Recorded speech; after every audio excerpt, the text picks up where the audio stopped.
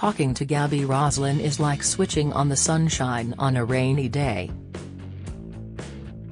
For more than 30 years the presenter has been bringing her trademark smile and infectious energy to our TV screens, and now she's hoping to help us all find happiness. As she settles into chat about her upbeat new book, Spread the Joy, due out this week, 59-year-old Gaby admits that while she's had to battle with her share of heartbreak, grief and deep sadness, being unapologetically happy has also helped her through the darkest times in her life. So passing on her own life lessons felt like a good way of helping people who may not find positivity as easy to come by. Full of practical tips, advice and exercises, from wearing a pop of color to simply gazing at the sky, Gaby maintains there are hundreds of simple ways of turning bad days into good ones.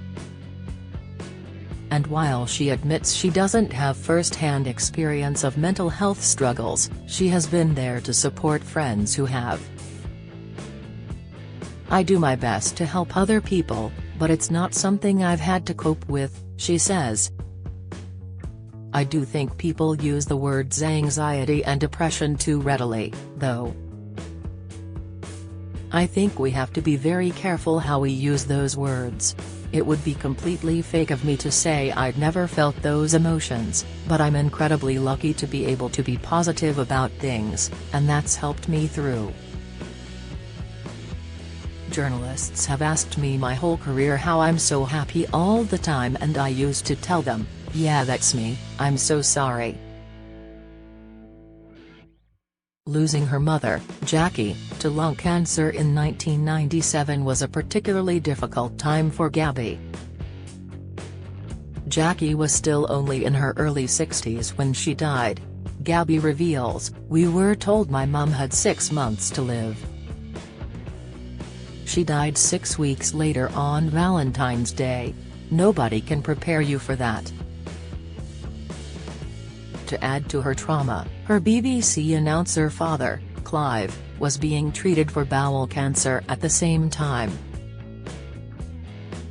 He was given the all-clear by doctors on the day his wife died. "After my mum died, it was really difficult and I felt deep sadness and grieved for her. I was really upset saying goodbye to my other close family members and friends, too," says the presenter, who this year also lost her celebrity pal Paul O'Grady. But this is a woman who sees the good in everything, and she tells us that even loss can be turned into a positive. Gaby points out that she is lucky to be here still and says she chooses to appreciate life and enjoy every day. "I always think about how wonderful it is that I had these great people like my friends and mum and my granny, who I was so close to," she says. "I was interviewed about my new show Whatever You Want very shortly after mum died, and Richard and Judy told me, 'It's amazing how you're so positive.' I told them, I'm never saying sorry again for being happy. I didn't realize I was going to say it.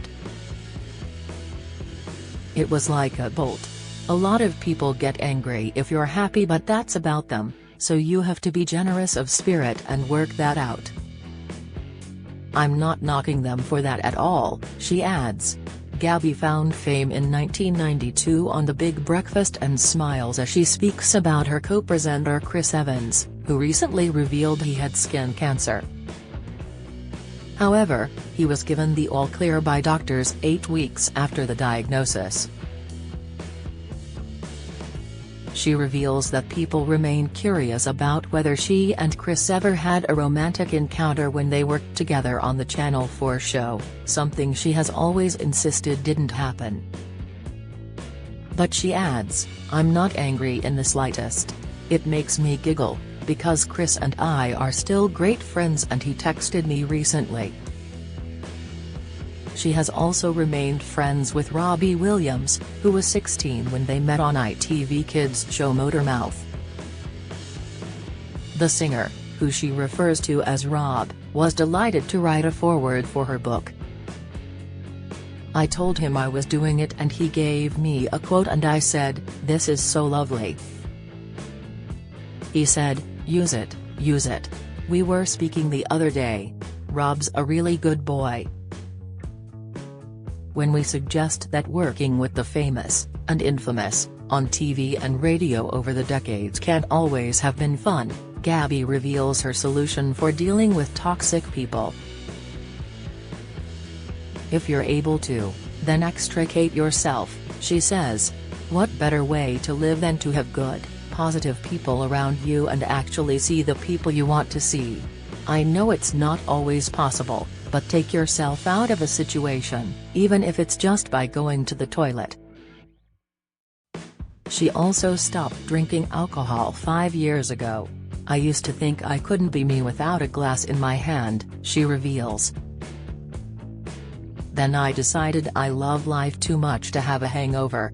I did dry January, which merged into dry February, then dry March. I haven't touched a drop since.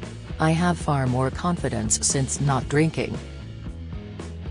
She also refuses to let minor matters trouble her. "We shouldn't be worrying about little things, like whether or not the trousers we bought make us look fat or thin." And she's passionate about the benefits of exercising too. She says, "I choose to go to the gym and do weights and go walking because it's so important for my mental health. We've got an aging population and we've all got to do what we can and keep moving."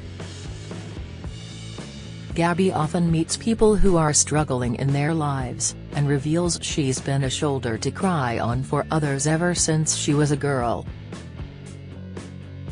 She says, "It's been difficult at times to hear people's stories because I've been told some really heartbreaking things. But talking and listening is vitally important. For many people, though, life is unbelievably tough. You have to show your emotions, and feel them, but if you're struggling, please talk to people or one of the charities I've listed in the back of my book. I remember after the Queen died, a lady called Iris spoke to me down at one of the areas covered in floral tributes. She was really emotional and I was there to listen and comfort her. I also had a conversation with a young girl who was crying on a bench in Regent's Park. It was really difficult, but I knew that if my daughter had been in that position, I'd have wanted someone to speak to her."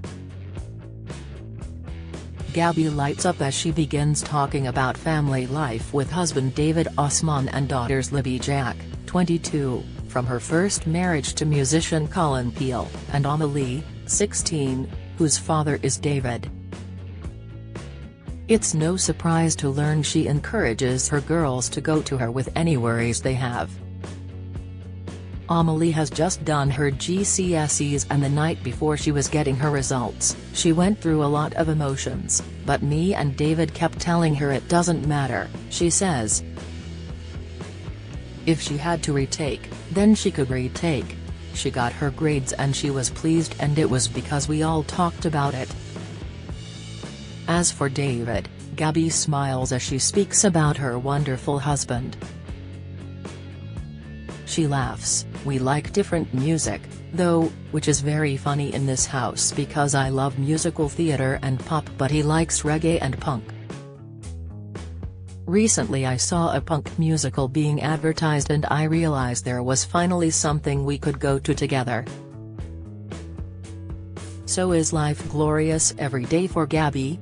Surely she sometimes wakes to those dark mornings when she dreads the day ahead? But, she says, she has a simple solution. Fake it. If I'm not feeling quite myself, I smile at the moment I feel myself waking, she says. You sometimes have to force a smile at the start, but then you fix your brain and it goes into, "Oh, I feel good about today." It's incredible how a smile can change my perspective on the day, and I'm prone to even looking in the mirror sometimes and smiling before I brush my teeth, saying, "Yeah, I've got this." It's that simple. Spread the Joy by Gaby Roslin, HQ, HarperCollins, £18.99, is out on Thursday in hardback. Follow Mirror Celebs on Snapchat, Instagram, Twitter, Facebook, YouTube and Threads.